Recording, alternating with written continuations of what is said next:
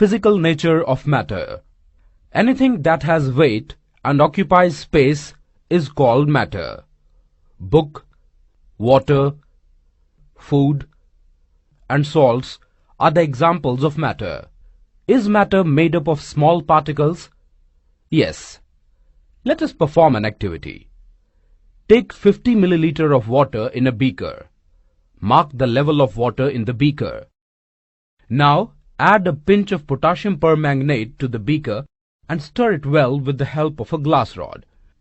Observe the level of water now. Add some more potassium permanganate and repeat the procedure. What do you observe? Does the level of water change after every addition? No, there is no change in the level of water in the beaker, and potassium permanganate disappears after being added to water. This observation can be explained if we assume that matter is made up of particles. A chunk of potassium permanganate consists of numerous crystals. Each crystal of potassium permanganate is made up of many small particles. These particles become dissociated from each other and spread uniformly among the particles of water. Thus the level of water in the beaker remains the same. These particles are so small that we cannot see them with the naked eye. Hence it can be concluded that matter is made up of particles. That is, matter is particulate in nature. Let us do another activity. Take 2 to 3 crystals of potassium permanganate and dissolve them in 100 milliliter of water.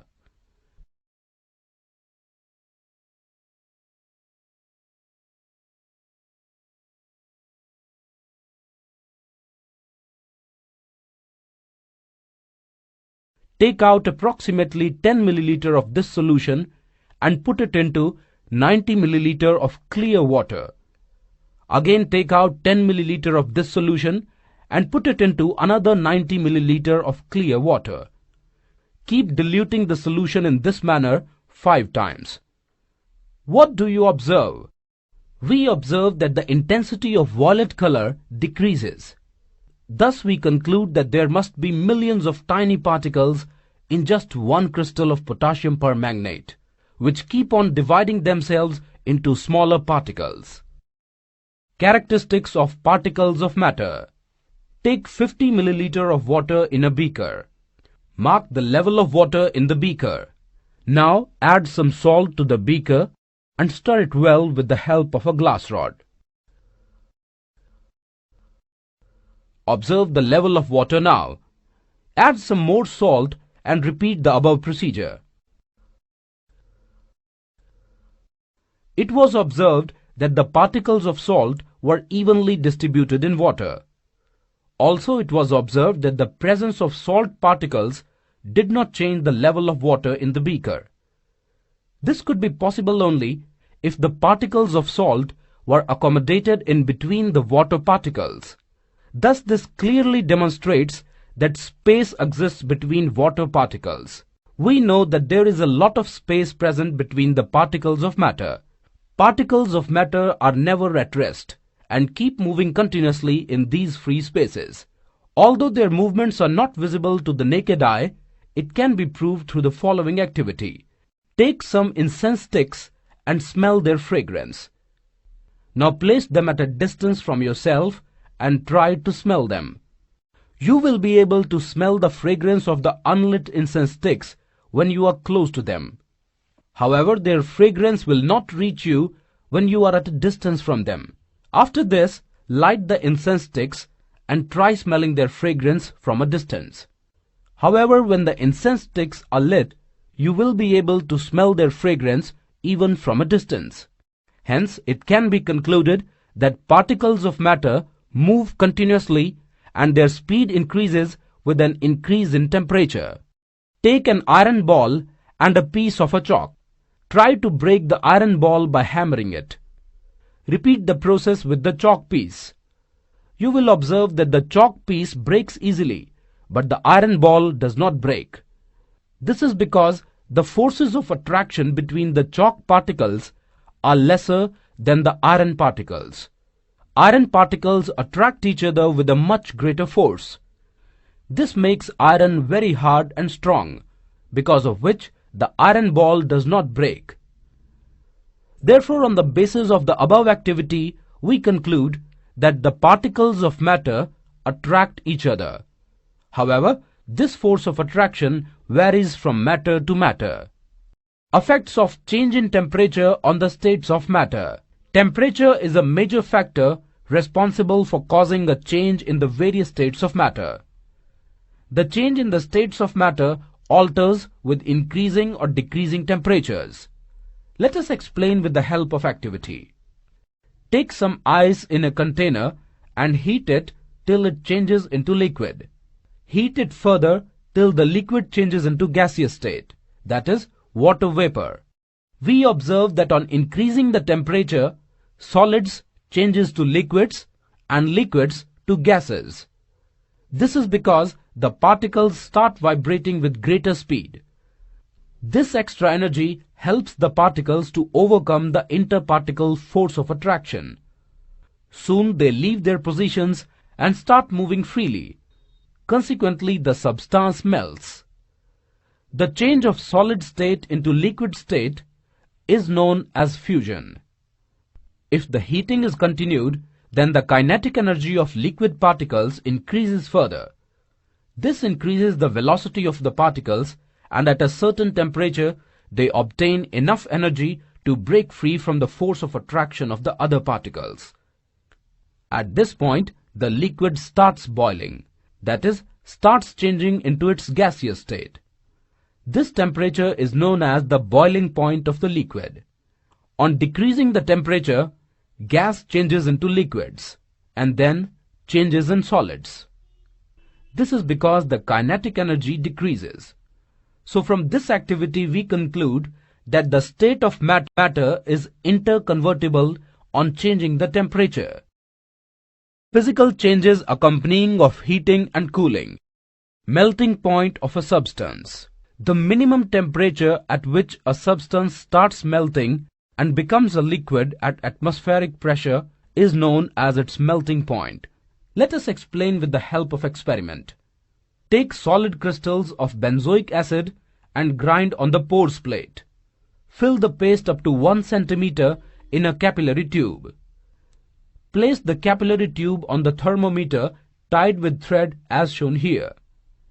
Place this setup into the long-necked flask containing sulfuric acid so that the thermometer does not touch the bottom of the flask. Now heat the content. We will observe that the crystals start melting. Note the temperature. It is 121 degrees Celsius. Remove the burner and also note the temperature till all the crystals changes into liquid state. It is 123 degrees Celsius. This temperature is known as the melting point of substance. Thus, the melting point of benzoic acid is 123 degrees Celsius. Let us explain with the help of activity. Take some ice into flask and insert a thermometer in it. Heat it on the Bunsen burner and observe it. You will observe that the ice converts into liquid at 0 degrees Celsius. Heat continuously, water starts boiling at 100 degrees Celsius. This temperature is called the boiling point. Thus, the boiling point is defined as the minimum amount of energy required by the liquid to boil, that is, change into its gaseous state. Continue heating and notice. There is no further rise in temperature, but more and more water gets converted into water vapors. This temperature is known as the heat of vaporization. When gas is cooled beyond its boiling point, it changes into its liquid state. This process is called condensation. When a liquid is cooled beyond its freezing point, it solidifies. This process is called freezing. The freezing point and boiling point of water are 0 degrees Celsius and 100 degrees Celsius respectively.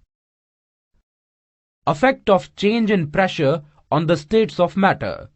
We know that a change in temperature can cause a change in the physical state of a substance. Similarly, change in pressure can also lead to a change in the physical state. Let us explain with the help of a demonstration. A gas is taken into a container. When some pressure is applied on the container, the gas particles come closer to each other. This reduces the kinetic energy of the particles. However, the particles are still quite far from each other and are still in the gaseous state.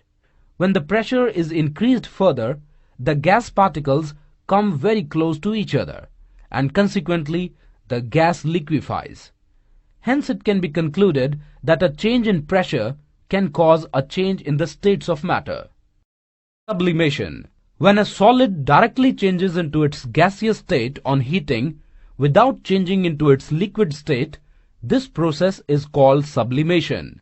The reverse process is called deposition. Let us explain it with the help of an activity. Take 1 gram of iodine balls in the china dish. Cover it with an inverted funnel. Plug the inverted funnel with cotton. Heat this content on the Bunsen burner and observe.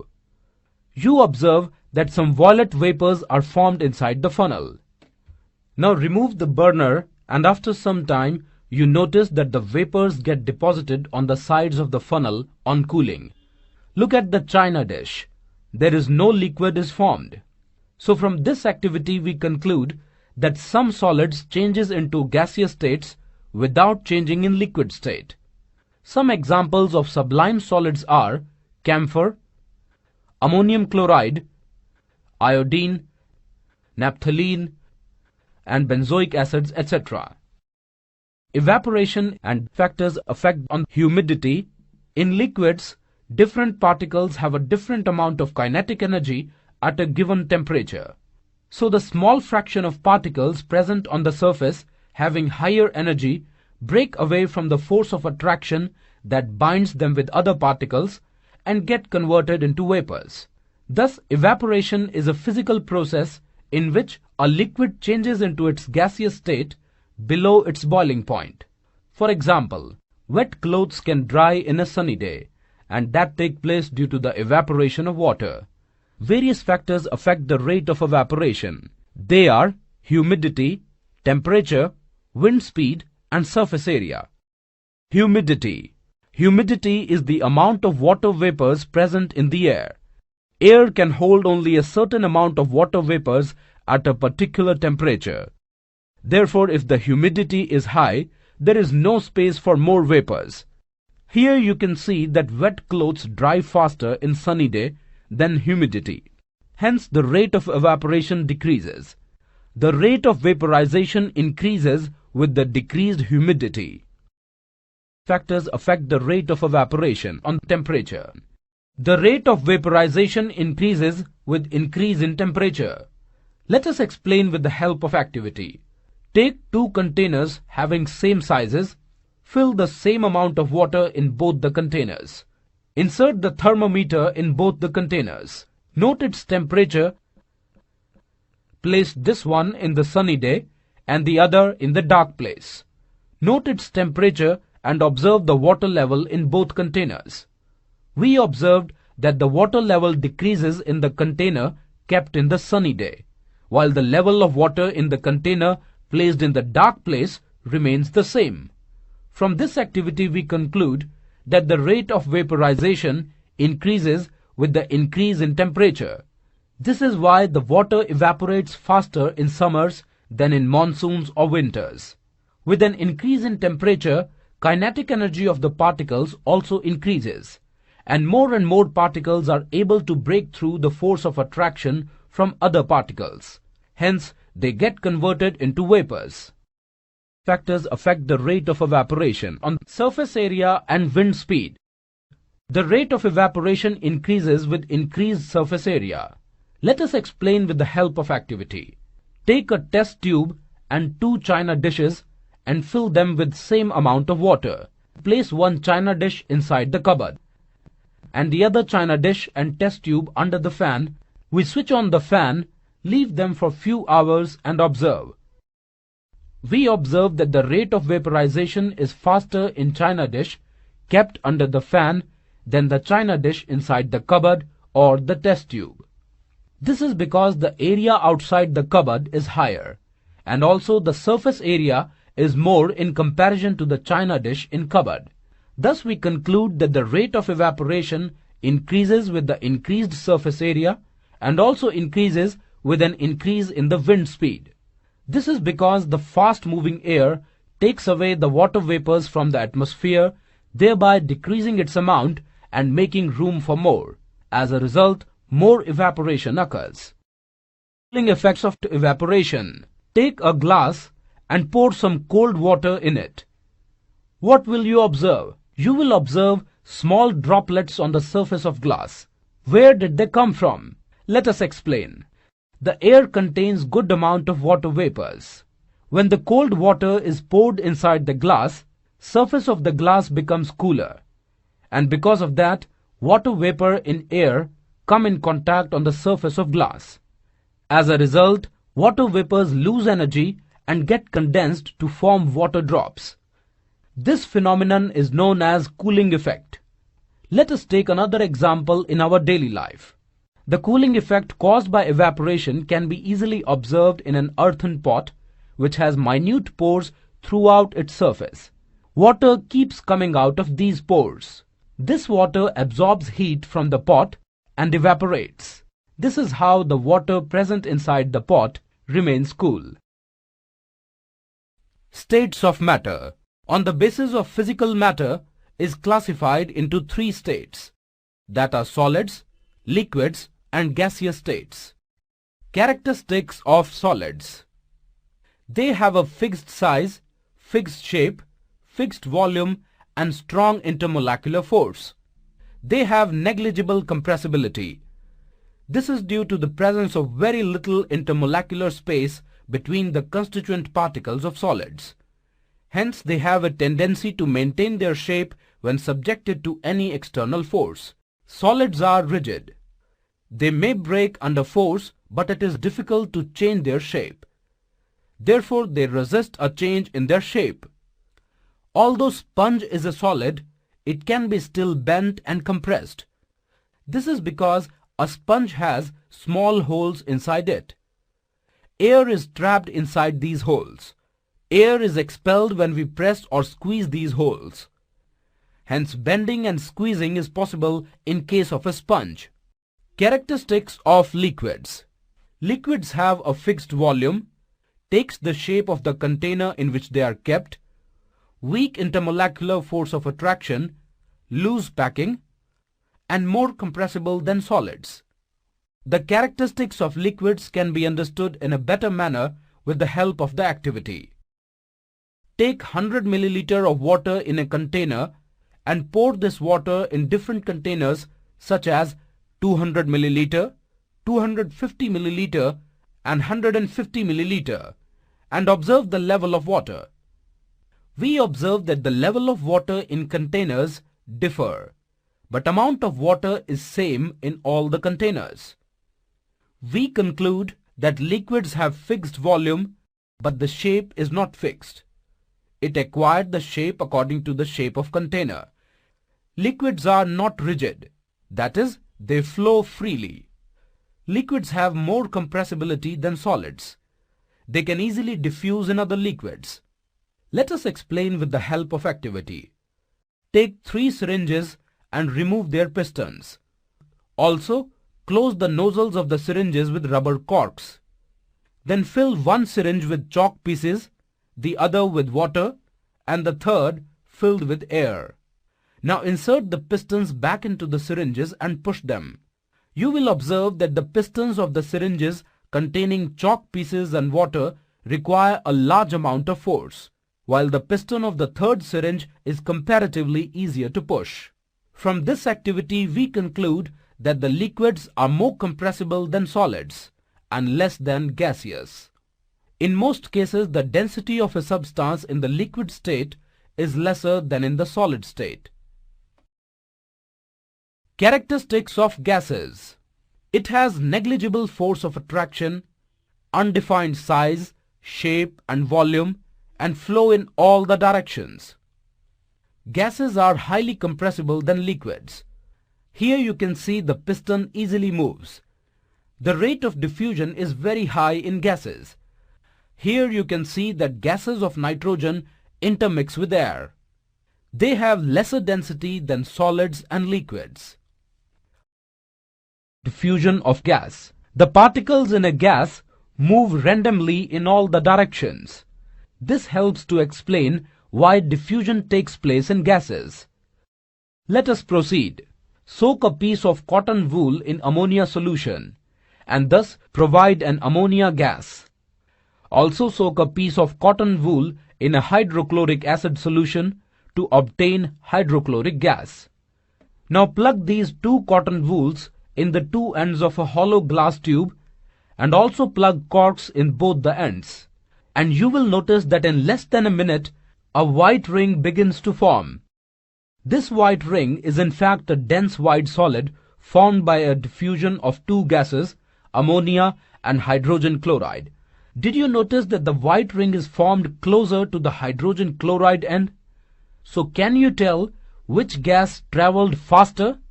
Is it the ammonia gas or hydrogen chloride gas? That's true. It is ammonia gas. The distance between the cotton wool soaked in an ammonia gas and the dense white ring is greater than that between the cotton wool soaked in the hydrochloric acid and the dense white ring. So from this experiment we can conclude that the ammonia gas covered a greatest distance inside a tube.